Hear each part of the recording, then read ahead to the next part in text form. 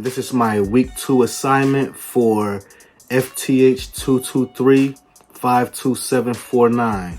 Today's date is May 5th, 2024, and this is for Professor Schumann. For this week's assignment, we were asked to look up a hammer-fired semi-automatic handgun to gather information on, and we were asked to pick a firearm that we were not familiar with. The firearm I chose is the Browning High Power. The action is open. The magazine is empty. There's nothing in the chamber. And again, this is the Browning High Power. This particular model is called the Browning High Power Practical model. It is the two-tone stainless steel frame with the blued slide, and it does have different grips than the other two models of the Browning High Power. For this assignment, we were also asked to get a schematics diagram, and I was able to find one on Midwest Gunworks website. Along with doing some research to gather information on the firearm, we also had to point out some things that could cause malfunctions. One of those malfunctions would be a failure to lock. With the Browning High Power, or with any firearm, actually, one of the main things that you would always want to check first if there was a failure to lock would be the chamber and the headspace. We do have a snap cap here, a dummy round that you can put into the barrel to check the headspace. The headspace can affect the locking function as well as the recoil spring sub-assembly. It has to sit like this in the barrel. If you had the recoil spring in this way, you will have an issue with the firearm locking as well. So the recoil spring sub-assembly, which is the recoil spring and the guide rod itself, that could cause a locking issue. Also the lugs. If there was some type of debris on the lugs or the lugs in the slide, if there was debris there, if there was something on the breech face, some type of burrs or anything that could affect a full lockup, those are areas you would have to check on the Browning High Power. Another malfunction we had to check for was a failure to unlock. There are a couple of things that could cause the chamber to not unlock. It would be more associated with the frame and the lugs on the barrel. And just to show you that, the lug sits, and when the barrel locks down into the frame, that allows it to unlock the lugs from the slide, so the slide can continue to reciprocate while the barrel stays.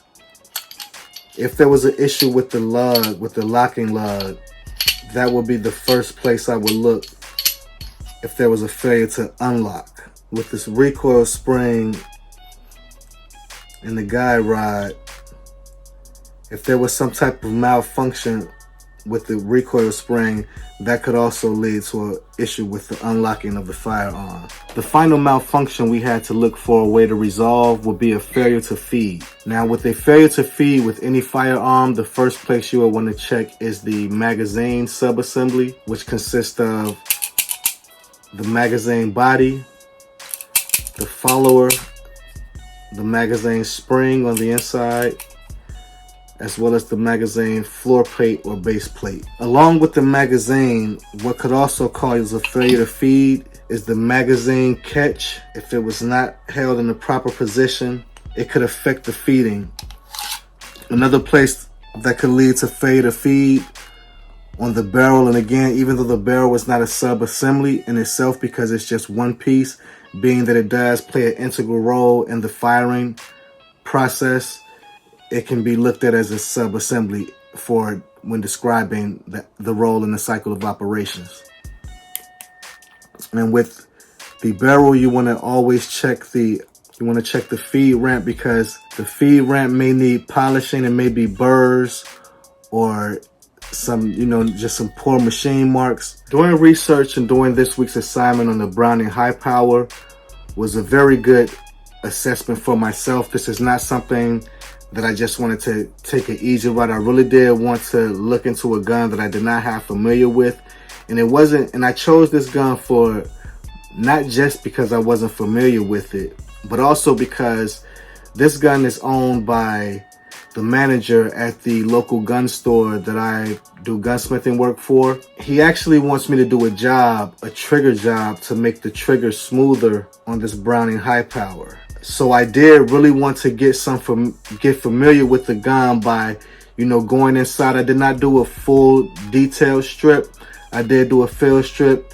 I watched a few different videos looking on ways to do the trigger job to get a better trigger pull with the firearm. And what I learned about the Browning high power, I mean, of course I did know it was made by John Moses Browning. I did not know until I started doing the research that this was the final design that he made.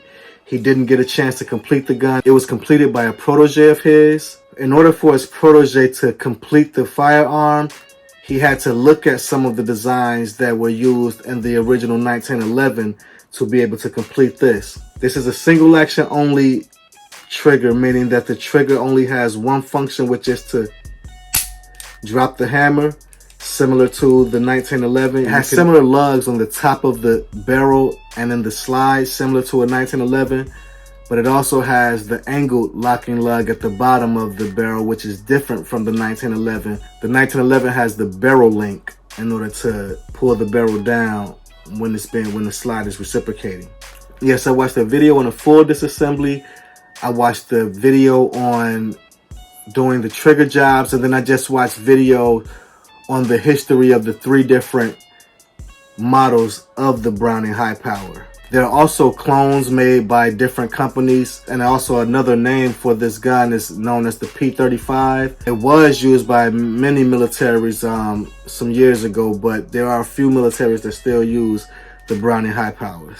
To develop a deeper understanding of firearms that I may not be familiar with, we have the luck of being in an era where almost everything is on the internet. If you can't find a video of a particular firearm being disassembled, different jobs being done to that firearm, there's plenty of literature that can be read, that can be found on different sites, like what we learned in last week's assignment, like where to go to the different websites to find certain parts, where you can also find schematic diagrams and information on different firearms. Those resources will always be very beneficial for doing work and when it comes to a firearm that we aren't familiar with. And regardless of what the firearm may be and what our level of familiarity may be with a particular firearm, as long as we have a good understanding of the cycle of operations and know how the cycle of operations applies to the particular firearm we will be working on,